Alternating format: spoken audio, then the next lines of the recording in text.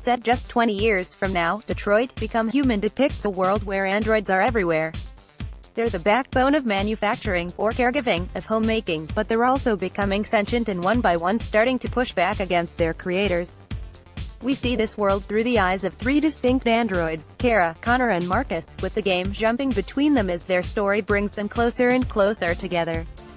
We recently sat down to play the first act of the game, read that here, or play a demo from tomorrow, and also had the opportunity to sit down with lead writer Adam Williams, who's collaborated with David Cage to turn his vision of an android-filled world into a game. TSA, for you, this is the first game you've made while at Quantic Dream, but how do you feel the storytelling has evolved in the studio over the last decade or so? Adam Williams, what I can tell you, because I didn't work on the previous games so I don't know what their approach was then, but what I can tell you from when I started with this is that David said that his vision for this was to do the most interactive title they'd ever done and to really put the player in control of the story. So I think, playing Heavy Rain and Beyond, one of the key differences is that Detroit is really geared around the story you want to tell.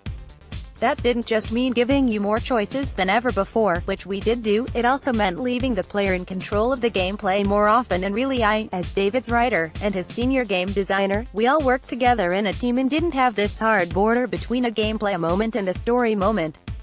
We kind of worked on everything in quite a fluid way, because we wanted something where you couldn't easily distinguish a story moment from a gameplay moment. I would say that this game is more player-centric than anything they've done before, and that meant, in terms of the approach to writing, our job wasn't, I don't think, to tell a particular story, our job was to give the player the tools he needed to tell his or her own story. TSA, one of the interesting things there is their flowchart that you see at the end of a chapter, and that you can actually jump into mid-game to see how you're going along. That does make it feel more obviously like a video game to me, and did you consider that it's potentially diluting the decisions that you make because of a lack of permanence through the ability to wind back to a decision point? Unlike with Life is Strange, it's not a part of the story that you're able to do that. Adam, it's not diegetic, as it were, and that was certainly the philosophical question around do we do it or not. As I'm sure you know, whenever you write an interactive story, a chart like that exists because that's how you build it from a design point of view, so should you show it or not? I understand the question about being able to jump back, kind of like if you play a choose-your-own-adventure novel and keep a finder between the pages to jump back. What we found is that most players force themselves to stick with the consequences of their choices on the first playthrough, and they hold in their minds, I'm going to jump back later and see what happened. I think also what minimizes the danger of that, in this case, and what really took a lot of time with Detroit more than writing all the cases, was that David really wanted every case to feel as satisfying as every other case. I talked to you about how you can lose your playable characters, and you can lose all of them before the end of the game. TSA, can you lose all of them before the end of the first act? Laughs, Adam, no, but I had to think about it. So in the case where you lose everybody, if you then jump to the credits, there's no doubt in my mind that the player would think they've been given a less good version of the story.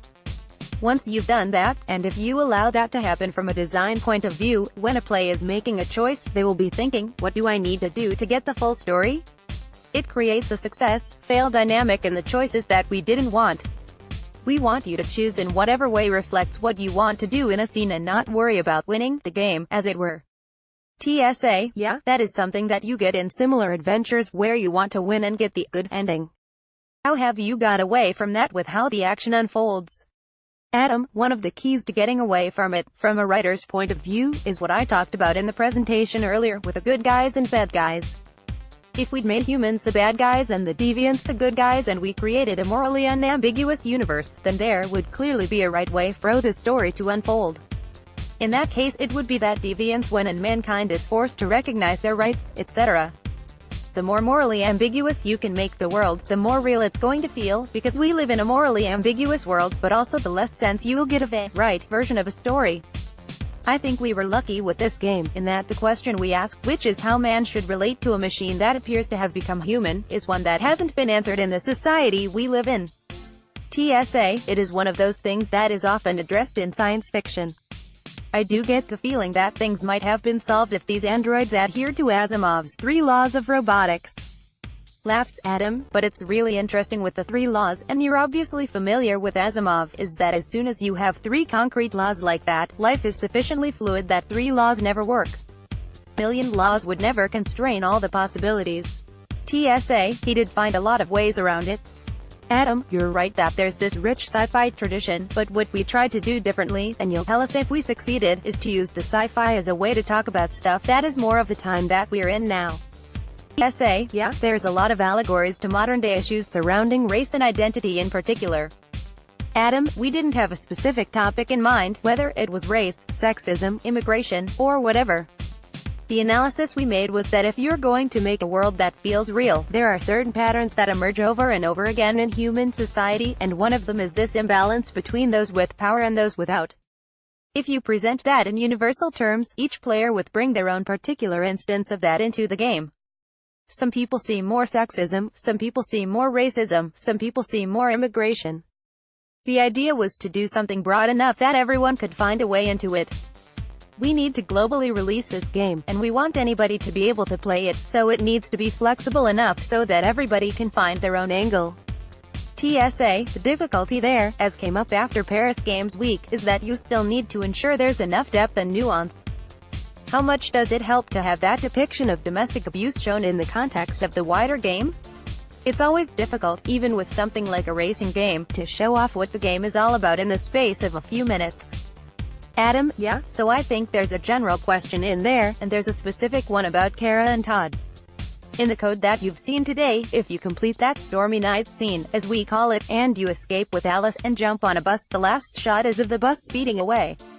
At Paris Games Week, that's all that anybody saw, but the next Kara scene is called Fugitives, and it begins with Kara and Alice being woken up on the bus by the conductor saying it's the end of the line and they need to get off. Kara says, "Where are we going to go?" And he says, "I don't care. You're left on the street with Alice and you have to figure out what you're going to do." We wanted to show that simply escaping a bad situation is never the end of the story, plus what happens in that scene stays with Alice and Kara through the rest of the game. That kind of issue, that kind of trauma can't just be washed off in a shower.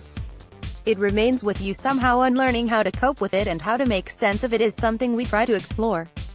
Having it as a vertical slice may have given people the wrong impression that we think domestic violence can be dealt with easily, when the story specifically goes after the idea that it can't. TSA, you've got 3 points of view into this world, and you spoke about the top and the bottom.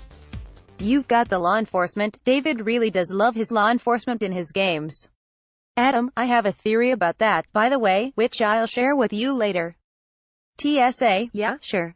I'm interested, though, why Connor and this law enforcement side of things is an android, when it could have been used to give a human perspective into this world. You're coming at it from 3 androids, though. Adam, it was something we talked about a lot, whether there should be a human playable character, and you can see the advantage would be to get yet another fresh perspective. Generally in games you're invited to view the world from the point of view of someone powerful, whether it's that they're good at what they do or they're destined for success, so I thought it was more fresh and more striking to play as people who are disempowered. There are different levels in the deviancy hierarchy, but they're all in the android class.